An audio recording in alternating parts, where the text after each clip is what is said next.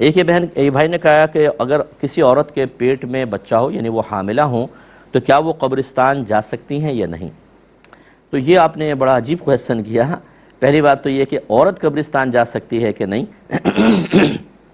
تو یاد رکھیں کہ قبروں کی زیارت زیادہ سے زیادہ مستحب ہے، اور وہ بھی اس صورت میں کہ جب آپ جا کر وہاں عبرت حاصل کریں، نصیحت حاصل کریں، صرف ایصال ثواب ہی مقصود ہو اور کچھ بھی نہ ہو، تو پھر اس کے استحباب کا حکم ہوتا ہے، اور مستحب کام کے لیے عورت کو اپنے گھر سے باہر نکلنے کی اجازت نہیں ہوتی۔ وہ اب گھر سے ہی فاتحہ وغیرہ پڑھ دیں بس ٹھیک ہے۔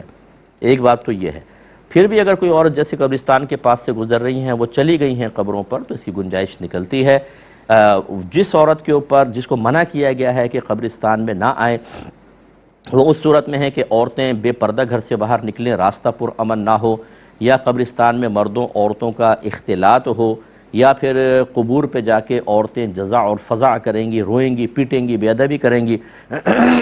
یا وہاں پر ان کی عزت وغیرہ کے معاملات جیسے بہت بڑے بڑے قبرستان ہوتے ہیں سنسان ہوتے ہیں، اس صورت میں تو اجتناب کا وجوبی حکم دیا جائے گا کہ بالکل نہ جائیں۔ لیکن اگر ایسا نہیں ہے تو تھوڑی بہت گنجائش نکل سکتی ہے۔ اور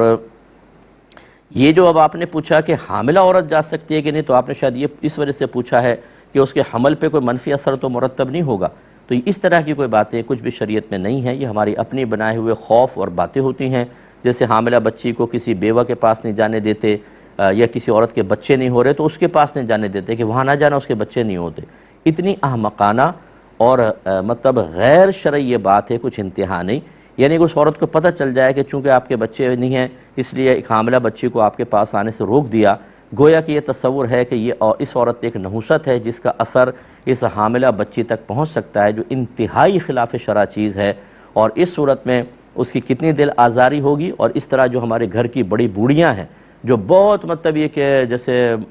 پتہ نہیں کیا ان کو غیوبات پتہ چل گئے ہیں، یا بہت بڑی یہ مطلب یہ کہ کانٹیکٹ ملانے والی ہیں کہ یہ کیوں ہو گیا، یہ ان کو حکمتیں پتہ ہیں، وہ اس گناہ کبیرہ کے اندر ملوث ہوتی ہیں۔ اس طرح کی دقیانوسی باتوں کا بالکل خیال نہ کیا جائے، بلکہ ان پہ عمل کریں گے تو نقصان ہوگا۔